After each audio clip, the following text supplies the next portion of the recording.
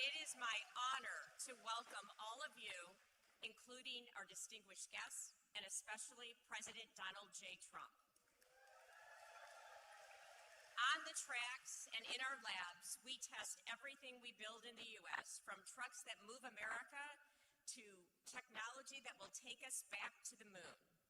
And for 100 years, we have engineered and built our vehicles right here at home, because GM's story is part of this country's story. This month, we celebrate America's 250th anniversary, and I want to recognize the people who built this country, like the talented and dedicated team members with us today. We employ more people than any other automaker in the U.S., and we will spend more than $16 billion this year on manufacturing and research and development. This reflects our continued strong commitment to the United States. So thank you all for being here today.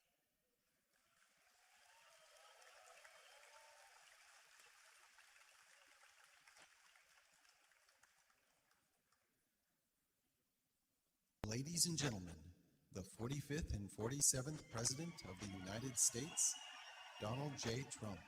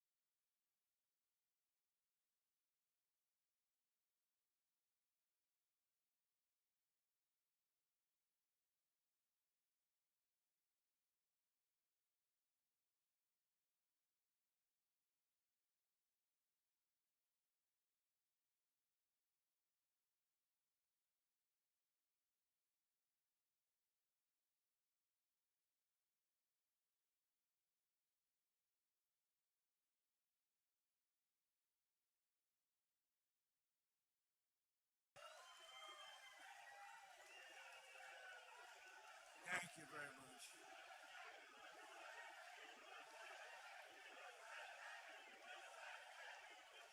Well, thank you very much. It's an honor to be back. I love this place. I won this place. It's beautiful. This beautiful state I won. We won by a lot. Great to be back in Michigan, and hello to the men and women of General Motors.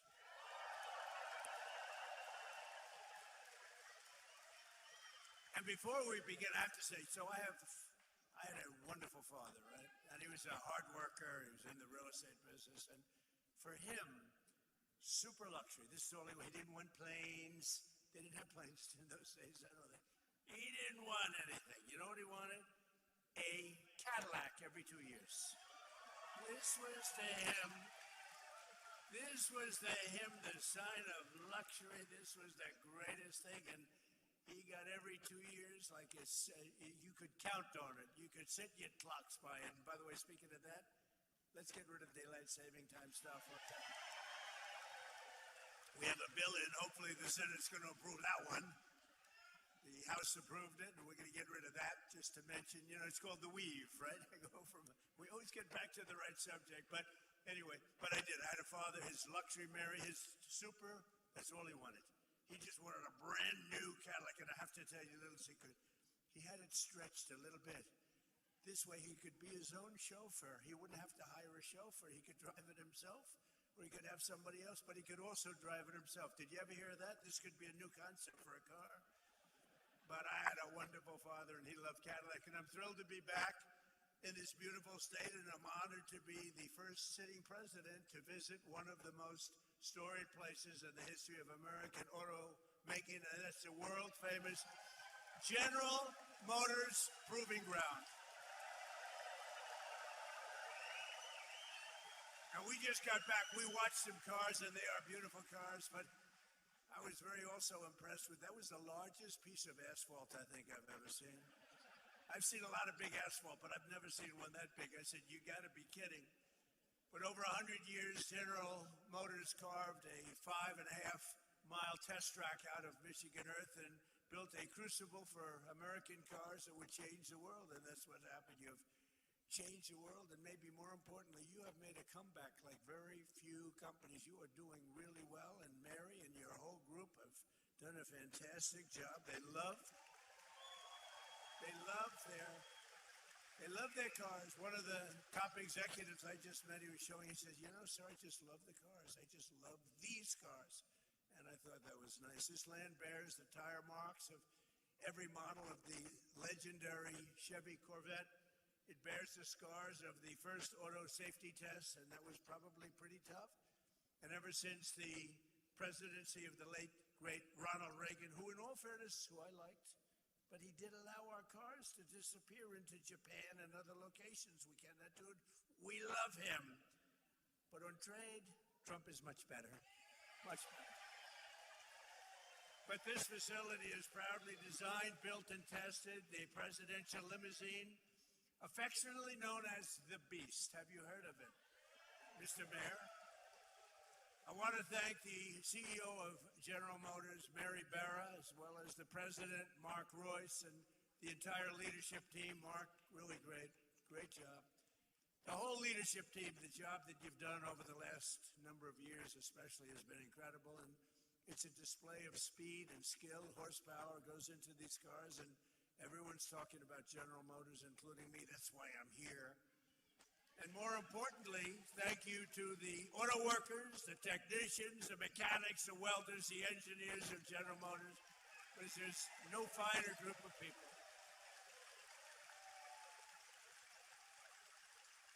And it was workers like you who built this country, and now it's the men and women like you who are making it bigger, better, richer, and stronger than ever before. We are doing unbelievably well as a country. We're building more auto factories and more plants than at any time in the history of our country. And someday the fake news is going to be writing stories about it. They don't like to write those stories. That's why they call them the fake news.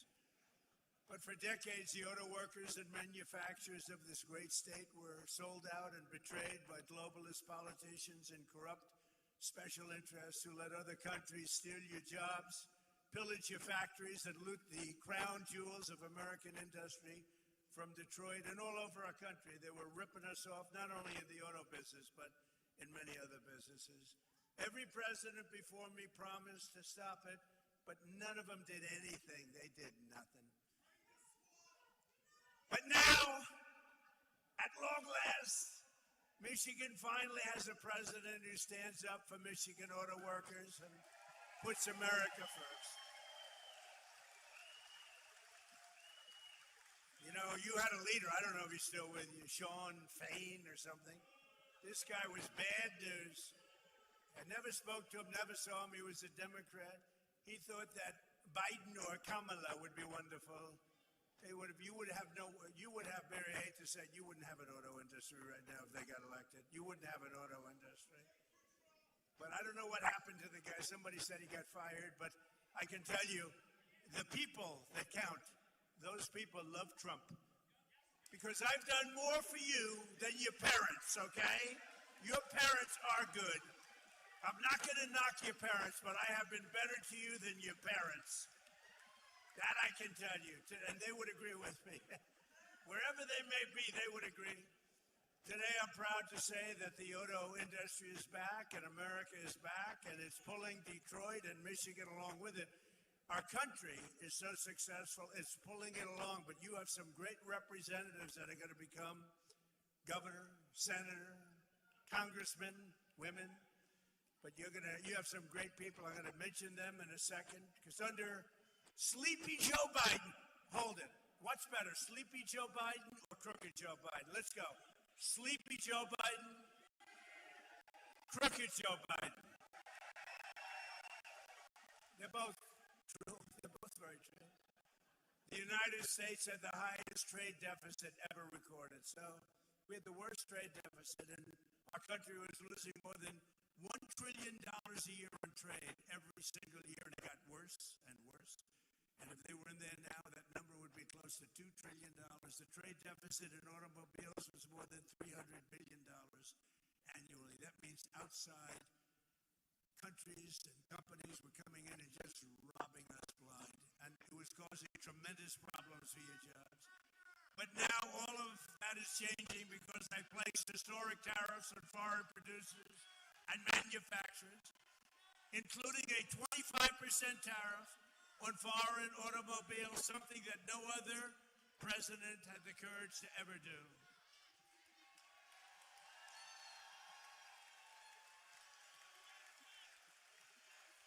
He's a communist. He's a communist.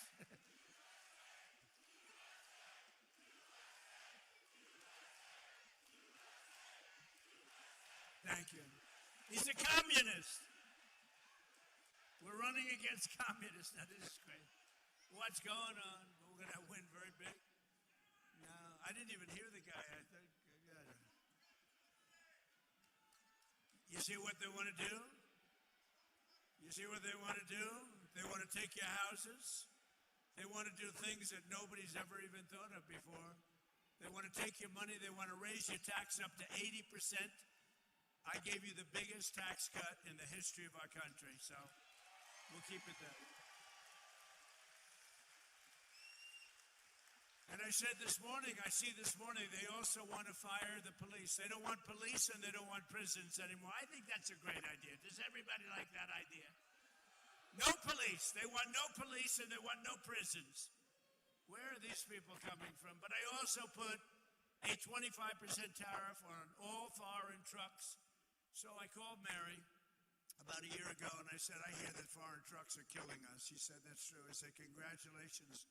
I'm going to put a 25% tariff on the foreign trucks. And you are doing a phenomenal business now with trucks. So they were killing us in trucks and now we're killing them. My policy is simple.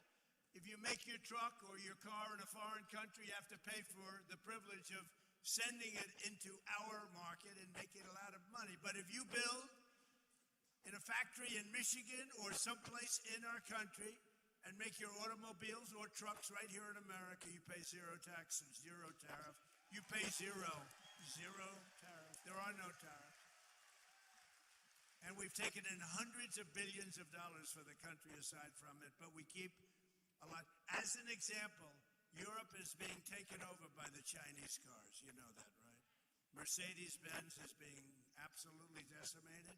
BMW, good companies, decimated. Volkswagen, decimated. They don't do anything about it.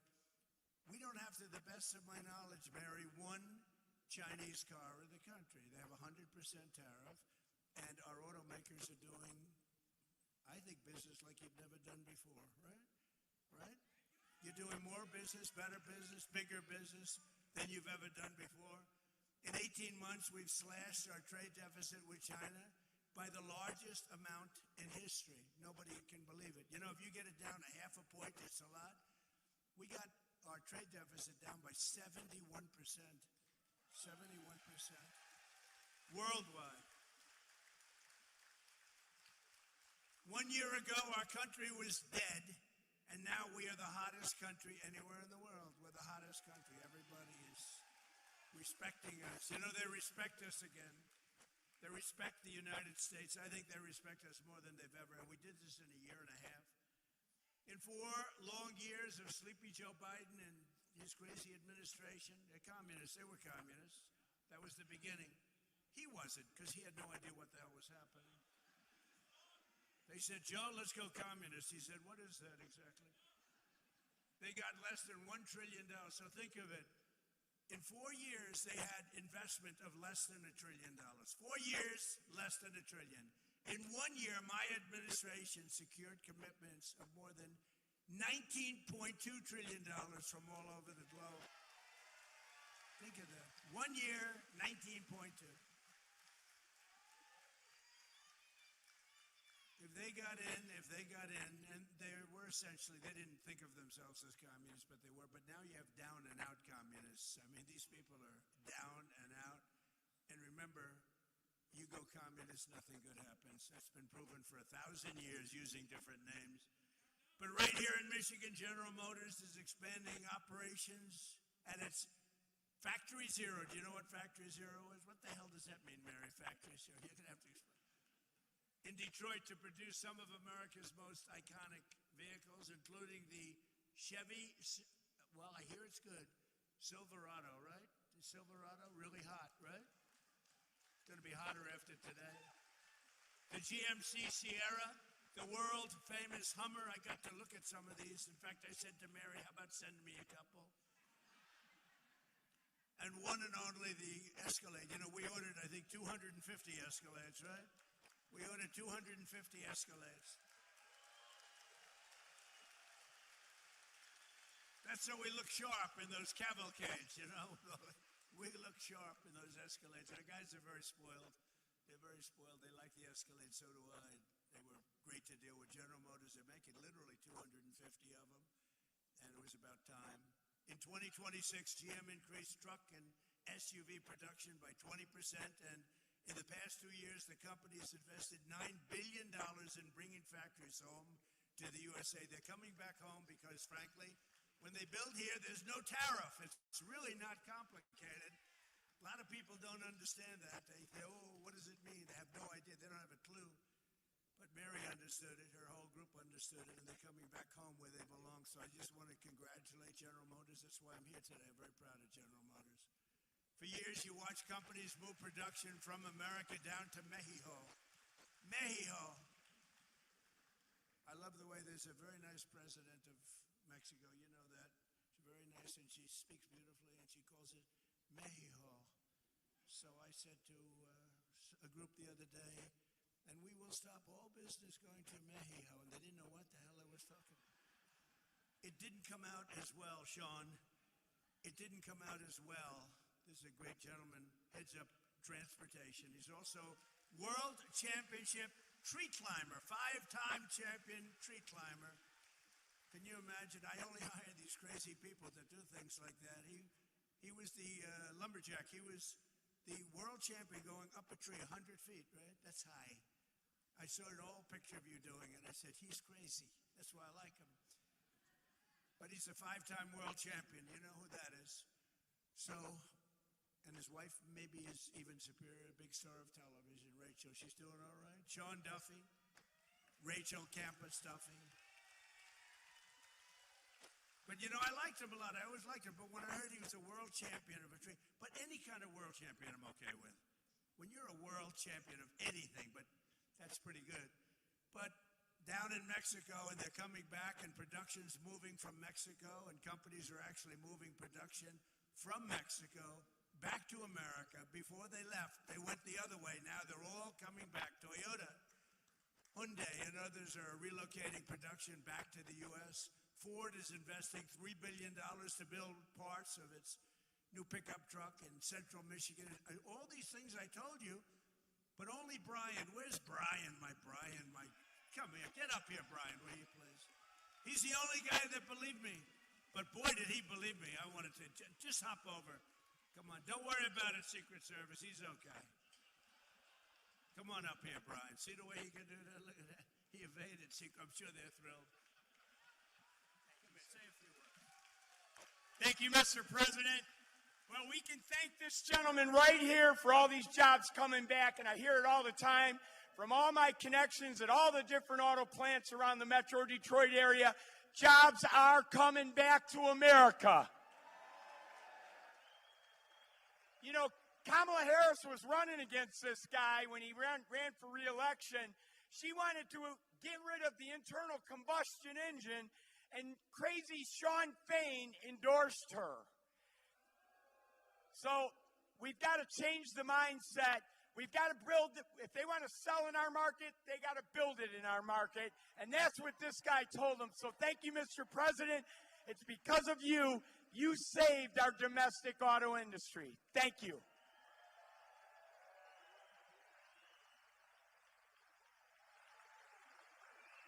Look at the arms of that guy.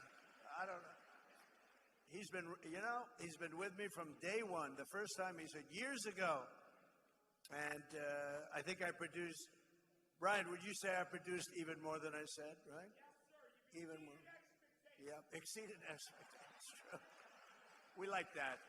Thank you, Brian. He's a great guy, and he's got a group of followers that are unbelievable.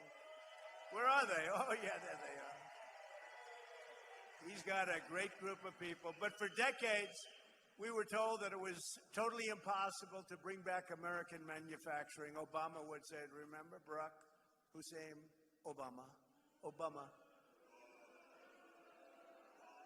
He was so bad for the auto industry. I don't know, Honestly, I don't know how you vote for Democrats because they are so bad for the industry.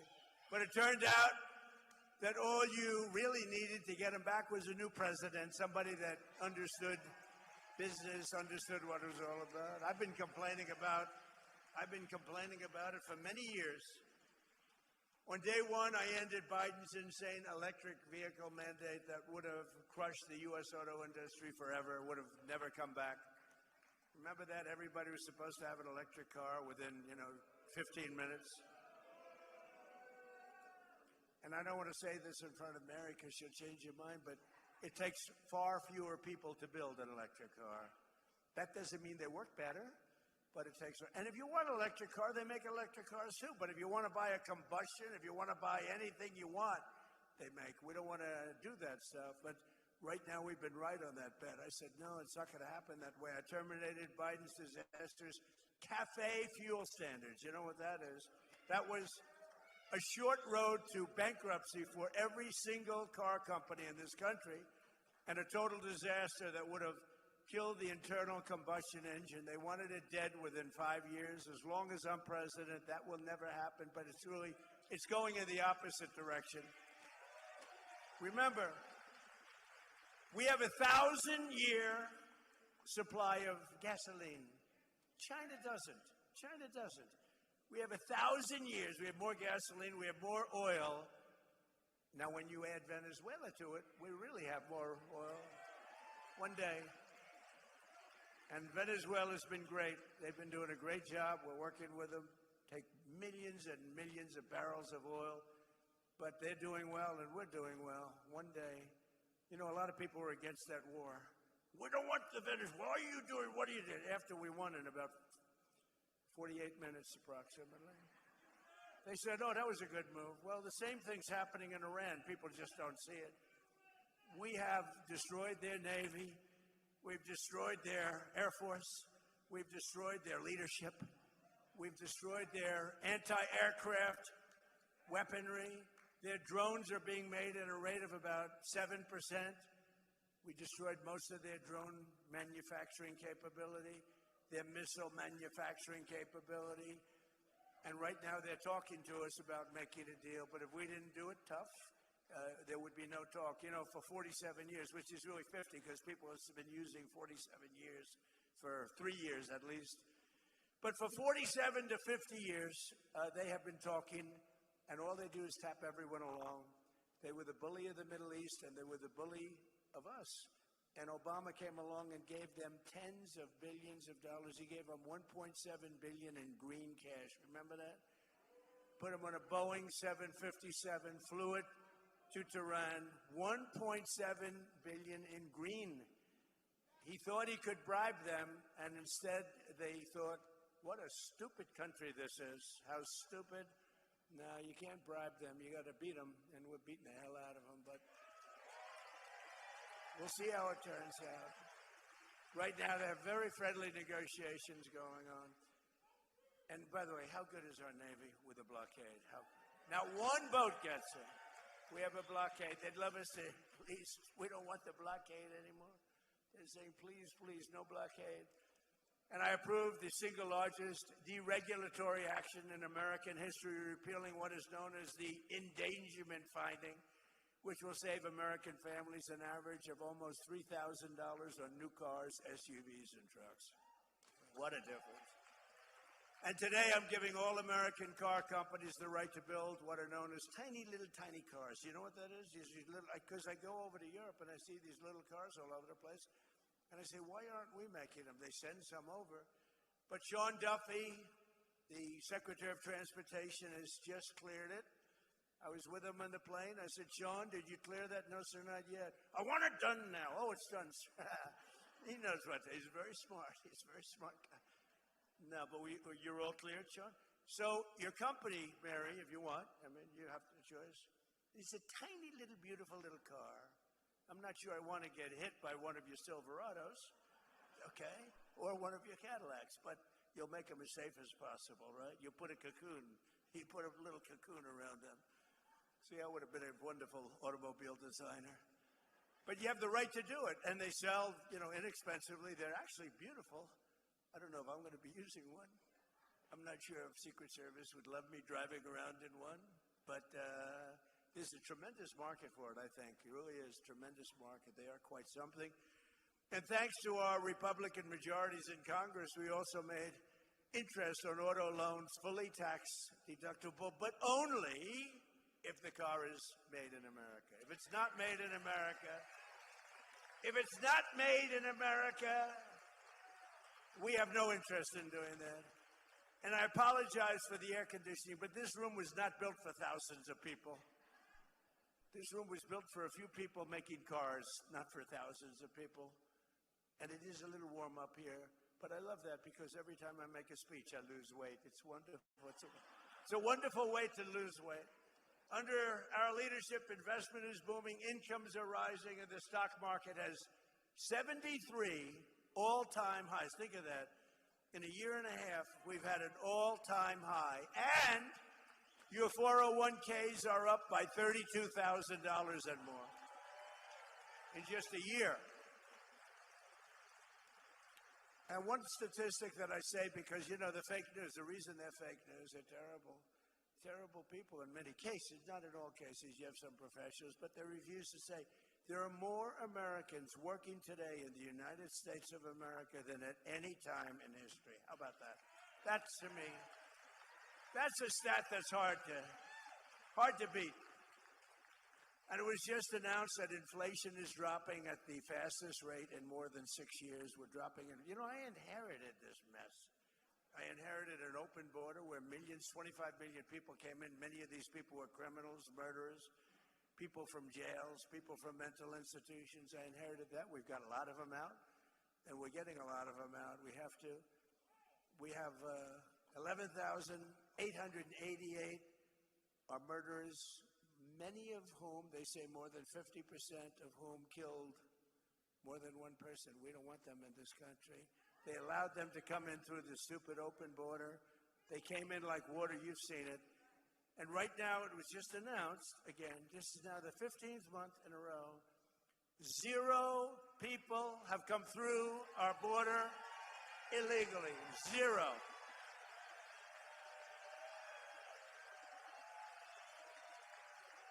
But it all started, I won the election. We won in a landslide, by the way, and won this state so big. There's always a hard state. I don't know why it's hard to win, but it seems to be for Republicans, but it probably won't be anymore.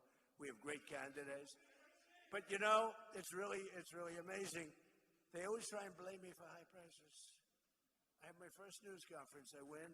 I have a news conference like a day later. And I say, any questions? Why are prices so high? You have to understand. I just got there. They say eggs. I remember eggs. eggs were like 4 or 5 times higher than they were a few years ago. You couldn't get eggs. They wanted me to use plastic eggs for the Easter egg hunt because they were unable to get eggs. And I said, we'll take care of it. We got it taken care of quickly. Now eggs are much lower than they were when we first started. And that's true with everything else. And you'll see how true it's going to be after we get rid of the nuclear threat of Iran, which will be very quickly. But I had nothing to do with it. You know, they have this term. So here I am. I'm one day in office, and the fake news goes, affordability, affordability. I said, what's affordability? What's that all about? Prices are too high. I said, we're here for less than 24 hours. But we've brought down prices. Last week it was announced that inflation's gone down faster than any time in the last 6 years. When the fuel comes down, which it did for a little while, then they didn't behave and I had to go back, and now they're behaving again. You know, it's like playing a banjo. But every day we're fighting to put more money in your pockets, and that's what we're doing, and we're doing it better than anyone. At the same time, we're making this country safe, because we're not going to let lunatics have a nuclear weapon. You want to see disruption? You want to see some disruption? But with the help of our Republican majorities in Congress, I proudly signed the largest tax cuts in American history for the second time. Because in my first term, we had the greatest economy in the history of our country. We got hit with COVID at the end, but we did a great job in that. Operation Warp Speed and the whole thing. We did a great job. Didn't get credit, but that's okay. But we had the greatest economy in the history of the country, and we're blowing it away this time. We're blowing it away. You're going to see the results very soon. I'm a little bit upset because in 2.5 years, you may have a different president. May. And that president will be saying how great the economy is doing. Look at all the jobs that he produced. We have more factories being built than at any time in our country's history. They're all going to be opening now and soon. And I got some guy or woman who is going to take credit for that. Will you please remember that I did it, okay? I did it. I did it. I'll be sitting home. I'll be reading the papers, I'll be watching television, and I'll be having some guy like last time, a real idiot, stand up, say, we are doing record business, we are making more automobiles. But by the way, don't worry about it, Mary, they'll screw it up. It won't take them long to screw it up. But we're not going to let that happen. Our great, big, beautiful bill gave us no tax on tips, no tax on overtime, and no tax on Social Security for our great seniors, right? That's our big deal. And the overtime you're working, and I don't know much, but I know you're making a lot of cars, more than you've ever made before. I assume, are they getting a little overtime, Mary? She doesn't want to say it. She is. I know you are. No tax on that overtime. Think of the no tax on tips in Nevada. I went, and a young lady came over, a beautiful waitress. She was a waitress and very beautiful, but I'm not allowed to say that politically. Because if you call somebody beautiful, that's usually the end of your political career. But she happened to be beautiful. And I say, what's going on? Oh, sir, I'm getting killed with tips. Sir, there should be no tax on tips. I say, what? I'm sitting down with a group of people, very boring group. We're all bored. At my hotel in Las Vegas, and she comes up and she says, sir, there should be no tax on tips. I say it one more time. And I went outside, and I spoke to the fake news that follow me all over the world, looking for me to make one little mistake. If I make one little mistake, if I mispronounce a word, which doesn't happen often, if I fell, oh, they're waiting. They would love to. Because I knock. You know, you can't fall every single time you come up on a dais like Biden did. Oh, if I slipped even a little bit, it would be headlines all over the world. So I'm very careful, very judicious as I walk down the airline seat, way the hell up in the sky. Go nice and slowly. We don't want to give them, but it's true. It's like what they do. I mean, it's so unfair. But they know how well we're doing, and now they're starting to report it because they have no choice. Because every record that's being broken, all these records that are coming out, not only in your business, We're leading in AI. We're beating China in AI. Nobody expected that. We're building more plants than anybody in the world. And frankly, the businesses are all moving. You know, many of these businesses, they left here and they went to foreign countries. They went to Germany. They went to Mexico and Canada. They went to Japan. They went to South Korea, car businesses, a lot of businesses. And now they're coming back home where they belong. And according to a report released just last week, the great big beautiful bill saved more than 170,000 Michigan jobs. You saw that. Think of that. If you took 170,000 people off of your tax-paying payrolls, think of how many people that is, filling a big stadium up 3 times. But remember, every single Democrat, it's a new word that I use, Democrat, I just exchange the E for the U. It works out quite nicely, thank you. But they're Democrats. They want open borders. They want men playing in women's sports. They want transgender mutilization of your children. They want the transgender mutilization of your children for everyone, so I call them Democrats. And the Democrats don't want to have voter ID. And the Democrats do not, Brian, you know this, they don't want to have a thing called proof of citizenship. So why doesn't somebody want voter ID or proof of citizenship? Because they want to cheat, okay? There's only one reason. Actually, most Democrats do want it. It's only the politicians, because they could never get elected. If that ever gets approved, they will never get elected again. But every single Democrat in Congress voted against our massive tax cuts for working families. All of the things, no tax on tips, no tax on overtime, no tax on Social Security, all of these things they voted against. They just voted against. They voted against voter ID. They voted in favor of the transgender mutilization of your children, in favor of men playing in women's sports. I've looked at men playing in women's sports. It's very unfair. I had a one of the top NFL football players standing next to a wonderful female athlete, and they were playing a game of football. If you can believe this whole thing, this game did not work out very well.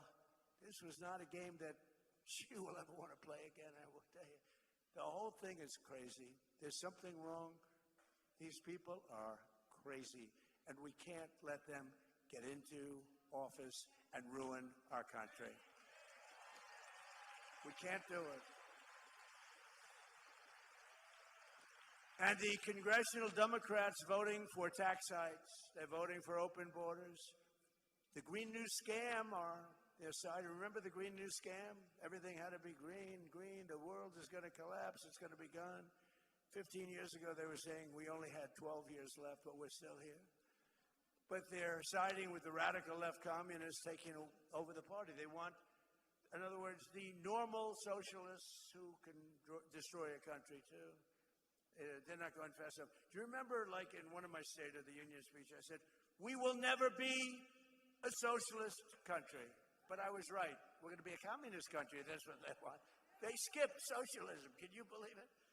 But communism is the greatest threat to our country in history, including even World War I, World War II, Pearl Harbor, or 9/11. I mean, this is a serious threat because they're going to promise all sorts of things. In 1 year, the country will be absolutely bankrupt.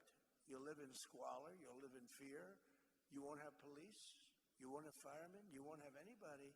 You're going to be, it's a disaster. Even the thought of it is a disaster. And we have the hottest country in the world. We don't want to have it, and we have to be strong about it. We can't be nice. You know, a lot of the Republicans are nice. We're a very nice party. We shouldn't be so nice, to be honest with you. But we can't let them get their claws into this incredible, they call it an experiment. I don't think it's any longer an experiment. This has been going on for a long time. We had good years, bad years. We're having the single greatest year we've ever had as a country. We're not going to let these people destroy it.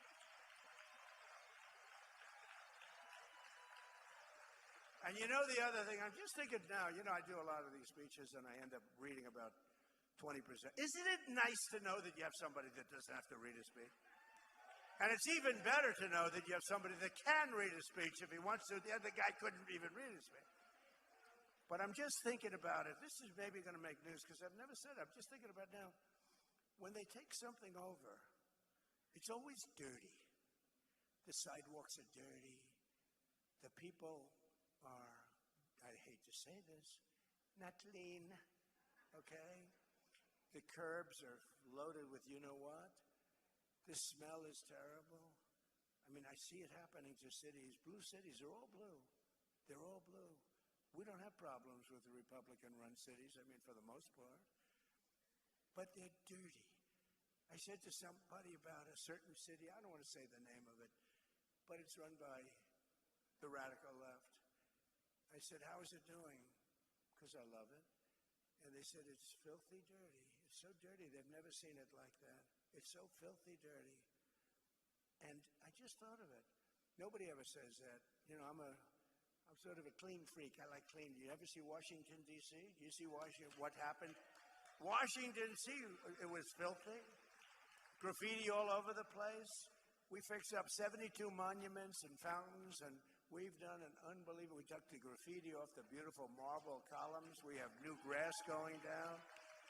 But you know what we did the best? We stopped crime in Washington. It's down 88%. And we moved out over 5,000 career animals. We moved them out, and it's really considered a very safe city. All the restaurants were closing up. Nobody wanted to operate a restaurant. We have a great restaurant here. Where are you from, Michigan? Where's my restaurateur? He was one of the great. Where's Mark? Mark, you're right. How'd you get such a good seat? He's a great restaurateur, but everything you have is clean. But you know, it's true. And I'm just saying, they take over. Everything becomes disgusting and dirty. It's dirty and filthy and grimy. It's not clean anymore. Look at Washington, D.C., what I've done in a short period of time, working with the Department of Interior, Doug Burgum, and the whole group.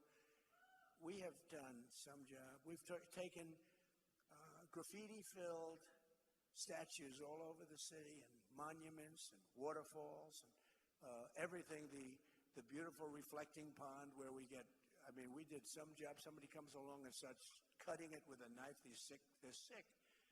But it's in the hospital now, but it's going to get better very soon. It's almost ready to open. We could have kept it that way for a while, but I didn't want to do that. I want to have it fixed perfectly. But these people are very terrible. But think how beautiful Washington, D.C. is. But the most important thing is we have very little crime. And there's a statistic that's incredible. 2% of the people create 91% of the crime. Because you can handle 2% of the people. We get them out. And our military, our National Guard has been unbelievable. And they work with the D.C. police. But they've been unbelievable. So I just want to thank them. But Washington, D.C. is now, again, and it's going to get only better. It's going to get all new grass. The parks are getting all new grass. I have a man who's a fantastic man, one of the biggest grass growers. I know everybody. I know grass growers, but he's actually a very rich guy. He wants to fix up the parks, all brand new grass. We're going to do a job. He donated the grass for the White House. We're building a heliport, and we're building a drone port, and we're building a great ballroom and a military facility as part of it, and it's incredible. And people cannot believe how it looks. Washington, D.C., think of it, is now a really safe city, and it's so beautiful again, and people are proud of it. It's our capital. They have to be proud of it. It was a crime-ridden mess.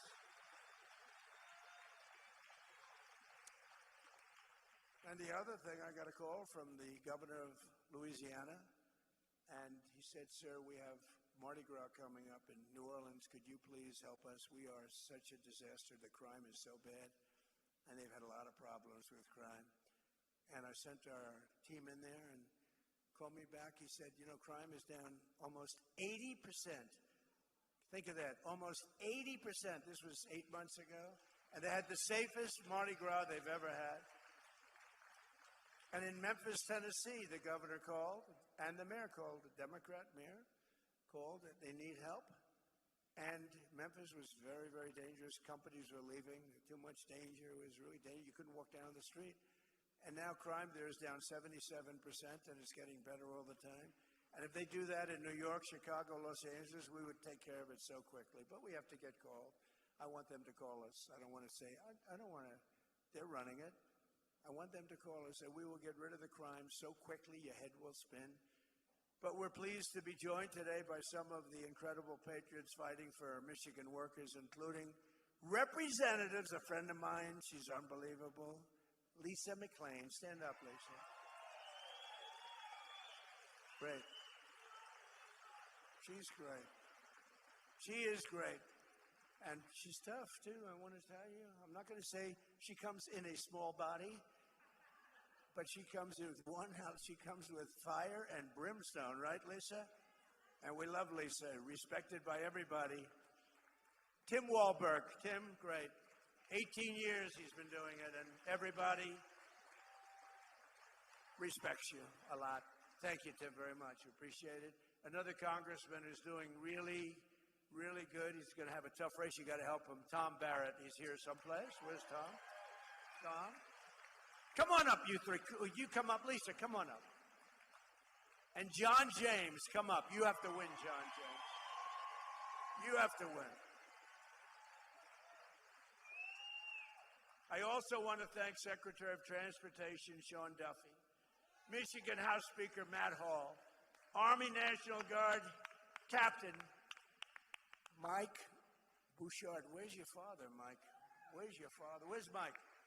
I just met your father. He's the best-looking police. Where's Mike? You want to come up? Come up here. Come here.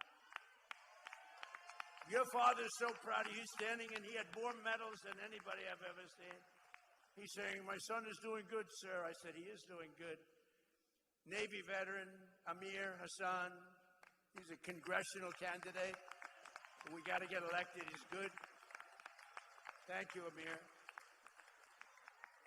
And Amir comes from a great General Motors family, a long line of General Motors, and former congressman. So here's a man who's running for the Senate. I happen to think he won last time, okay? He's a great guy. And he is respected all over Washington. He's one of the best candidates we have anywhere. He's smart, he's tough, he's fair. His name is Mike Rogers, and he will be a great senator. Mike, come on up. Come on. I'll let a couple of them say a couple of words. I'll be right back. Is that okay? Come on up here, Mike. Say a couple of words. Well, thank you, Mr. President. Thanks for gracing your presence here at the General Motors facility and bringing jobs back. Yeah, you bet. Imagine if, Mr. President, you have a senator that cares about much about manufacturing, especially in Michigan, than you do. That's a change we absolutely need. And when I get back there, Mr. President, I promise you this. I will work with you to protect our families, protect our freedoms, protect our factories, protect our finances. And when I get back there, Mr. President, if you haven't gotten it done, we're going to pass the SAVE Act. Save America. God bless you.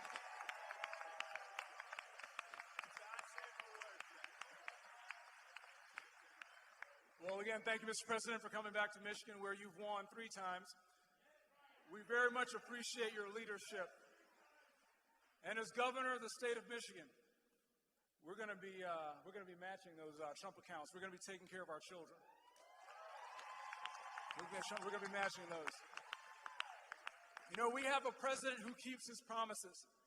We have a president who looked at a situation and he said, you're going to have very fast planes in Macomb County. You know what he did? In the very first 100 days, the president of the United States, President Donald J. Trump, delivered F-15EX to Self-Reserve National Guard Base. The president has always been looking out for Michigan jobs. The status quo doesn't work for Michigan. And President Trump is pushing back. And as a result, President Trump signed my bill to protect our automotive industry against the harmful California EV mandates. And as a result, our jobs are coming back to Michigan. But most importantly, the president, because he's the best deal maker the planet has ever known, President Donald Trump, has gotten $19 trillion of investment back in the United States of America. But because of the failed policies of Gretchen Whitmer, a lot of that investment is not coming back here. We're working with you, Mr. President. We're going to make sure that we have an environment where we can bring that investment back to the state of Michigan to create jobs right here for the best auto workers in the world. Thank you so much for your leadership, Mr. President. God bless you. We have your back.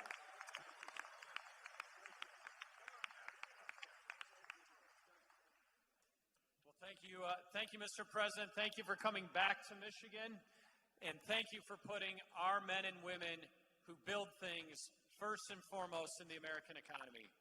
Thank you for being here today with the men and women that I have the privilege of representing in Congress to tell them and show them just how important Michigan is on the map.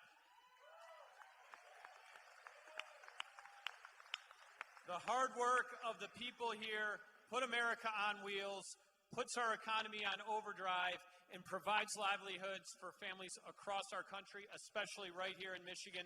Manufacturing is our largest industry.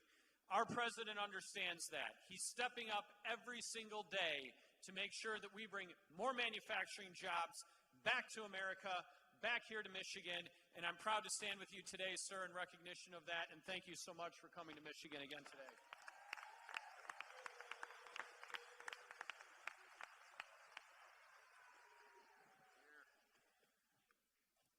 Talk about the American dream. Born and raised in Flint, Michigan, the birthplace of General Motors. Son of a father, a grandfather, a grandmother, an aunt, an uncle that all work for General Motors. Son of an educator. Protecting America, getting back to the fundamentals and the foundation that made us great in the beginning. That's what we're doing this cycle. The contrast is clear, the time is now. If you love America, make noise. If you believe in first responders, make some noise. If you back our military, make some noise. And if you're proud to be a conservative,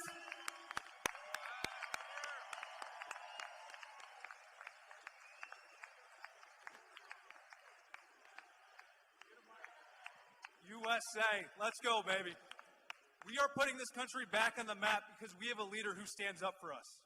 Mr. President, thank you for coming to Michigan, but I also have to say thank you for defending our military and putting us in a position to succeed. This time last year, I was in Iraq. During the 12-day war, you put our military in a position to succeed because you gave the troops what we needed to survive.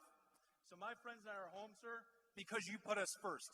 And you put Michigan first as well.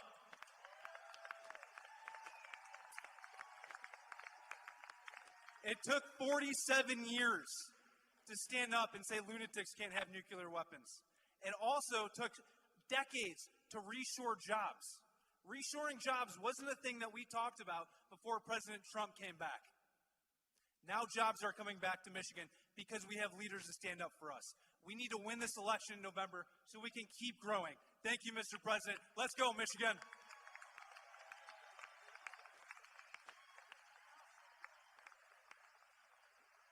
I didn't bring my box, so I apologize. But take a moment and look around. Look at how many people are filling this manufacturing facility. And why is that? That is because we love this country. And I'm going to share with you, if you love this country, you have got to get out there and make some noise. You have got to get out there and vote. You have got to get out there and tell your friends, your neighbors, anybody who will listen, that this is an election between common sense and communist crazy. And the leader of our party, President Donald J. Trump, isn't resting on his laurels. Promises made, promises kept. He told you he was going to secure the border. What did he do? He secured the border.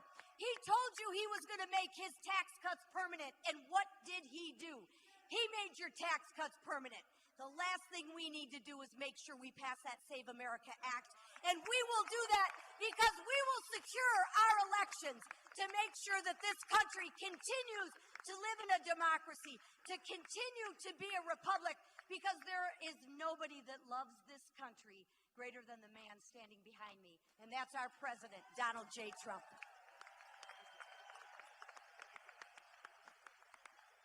I never want to go behind Lisa, that's for sure. But as Dean of the Michigan delegation, you can see why I'm proud of this delegation and the ones that we're going to bring to this delegation, and even one we're going to bring to finally be an ally over on the other side of the House, that little body over in the Senate, a guy we can talk to who understands America, who supports this president, that is eminently supportable.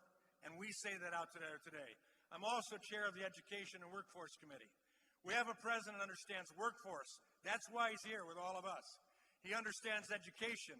That is not indoctrination for communist crazy.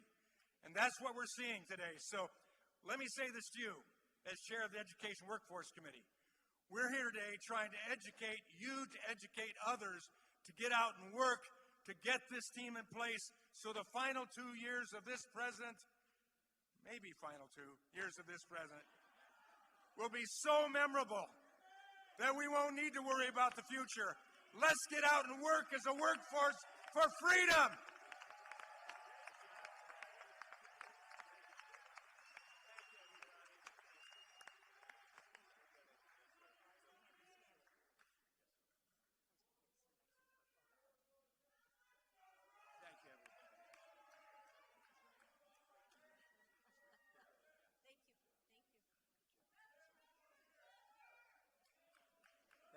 Thank you very much. What a group.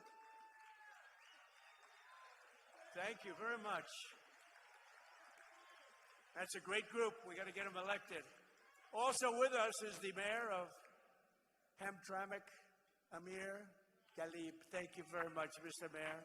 And Mark, thank you very much for being here. Mark Zarkin, a great guy. And a man who's been with me from the very beginning. Again, I have to do because this guy has been like, he got it a long time ago, Brian. Thank you very much, Brian. Thank you. Thank you very much.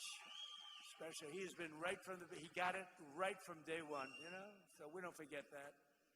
18 months ago, we inherited a catastrophe from the Biden and from the radical left Democrats.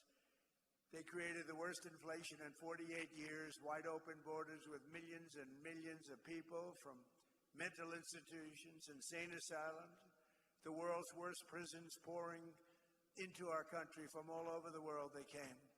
They came from South America, they came from the Congo, they came from places from all over the world. We had transgender for everybody, men playing in women's sports, crime ravaging our cities, and the whole world was laughing at us as a stupid nation. They called us a stupid nation. But they're not laughing anymore.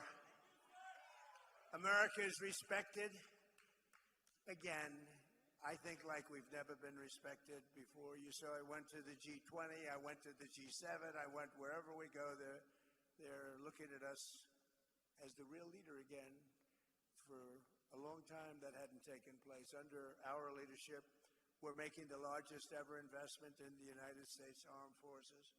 And right here in Michigan, I got 21 new F-15EX Eagle IIs for Selfridge Air National Guard Base, ensuring that Michigan stays at the cutting edge of North American air power. Selfridge was very, very important.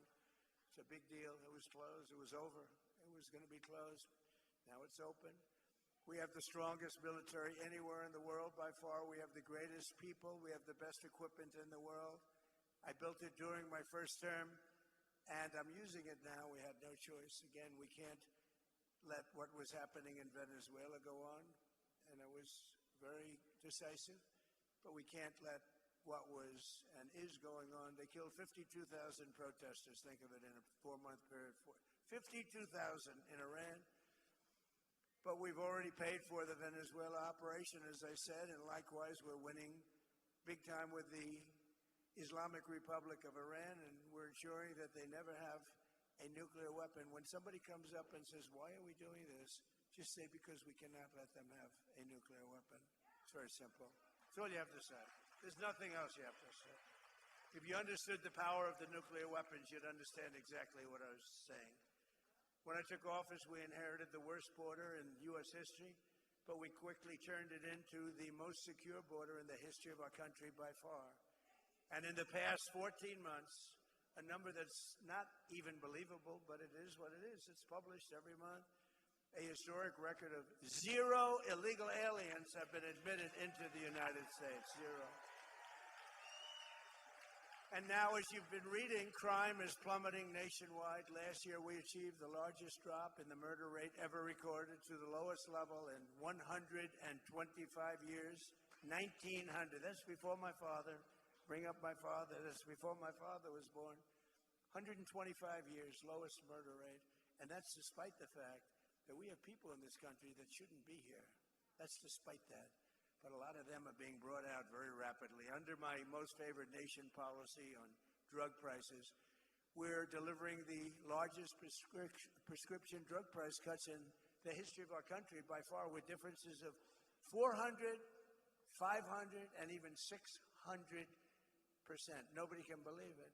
We were the highest priced for decades, the highest priced in the world for drugs, prescription drugs, and now we're the lowest priced in the world. So you think that was, I won't bore you with the way I did it, but no other president was able to do it. I'm not sure they even tried, but all of you have to go out and go to TrumpRx.gov, TrumpRx.gov, and you're going to find that you're going to buy whatever you're looking for at a tiny fraction of what you were paying.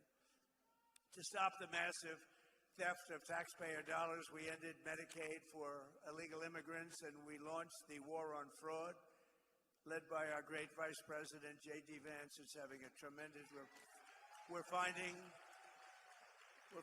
unbelievable levels of fraud. Minnesota, that governor is so crooked. Ilhan Omar with her brother, so crooked. But it's all under very serious investigation. We're finding billions of dollars, billions. In just 18 months, we've turned this country completely around, and it's still, we're going to do still better, but we have a turn. We're hot. Jobs are up. Inflation is down. Our border is secure. Factories are opening at record levels. Investment is booming. Michigan is thriving. America is winning like never before. And again, Iran will never have a nuclear weapon.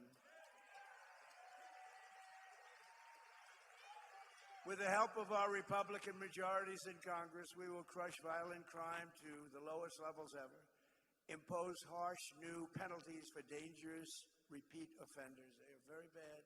Crack down on Marxist prosecutors, and we will end no cash bail, which really got the crime started more than any other single event. No cash bail. You kill somebody and you walk out. We will pass the Great Health Care Plan. That's what it's called, the Great Health Care Plan, to stop all payments to big insurance companies and give the money directly to you, the people, so that they can buy their own health care, which will be much less expensive and be a much better health care. Very simple. And the Democrats are fighting us on that one, too. They're fighting us as hard as you can fight because, you know what? They happen to be owned by the insurance companies. The insurance companies receive billions and billions of dollars a year. They own the Democrats. And the Democrats, they don't want to debate it. They just want to fight it. And we want to give the money directly to the people, and you go out and you buy your own health care. You'll get great health care and have lots of money left over. And we will continue to remove dangerous criminals, drug dealers, human traffickers, and child predators from our country. And we will always stand with the heroes of ICE and Border Patrol. They are heroes. The abuse they're taking. If you saw some of the people they have to deal with, if you saw the toughness and the craziness and the, the roughest people really in the world, they were led into our country by Biden and the group.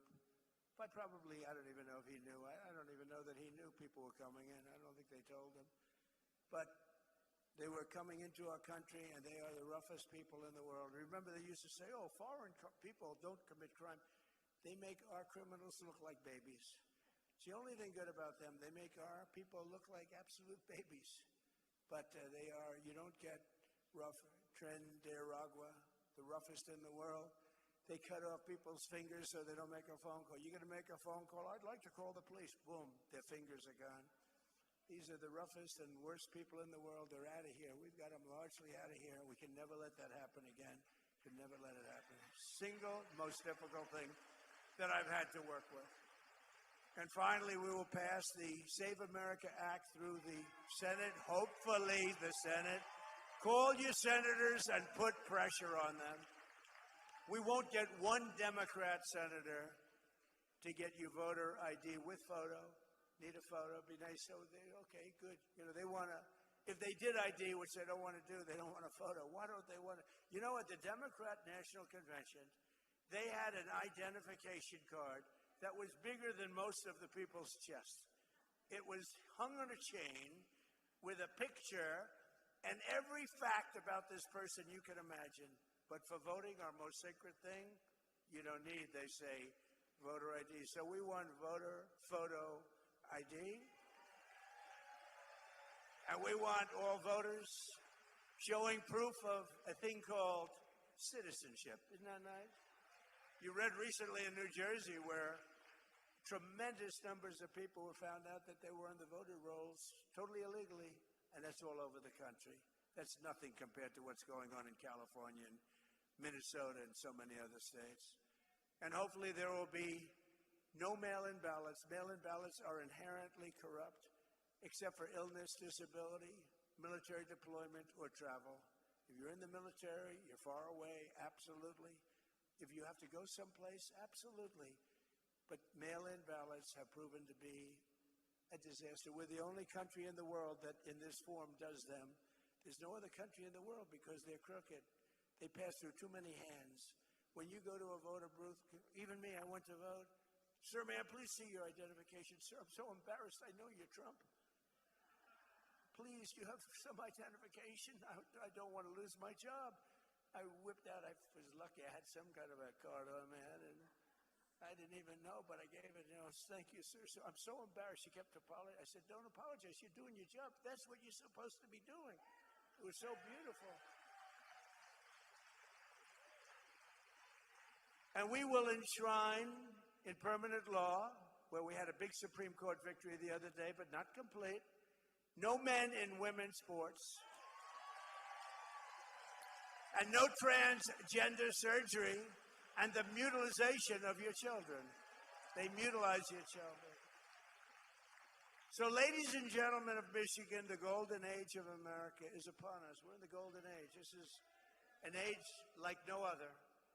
And the men and women of the American auto industry and General Motors are leading the way. And I'm so proud of it because, as Brian and others in the room know, I fought for this for years. I was here 25 years ago. I got Man of the Year. By the way, the press questioned that, and then they found out it was true, actually. And I made a speech, and all I talked about was, why are you letting them steal your auto industry? I said, your auto industry is being stolen. It's going to Germany and Mexico and Japan and South Korea and Canada. Why are you letting it happen? They stole over 50%. It's all coming back.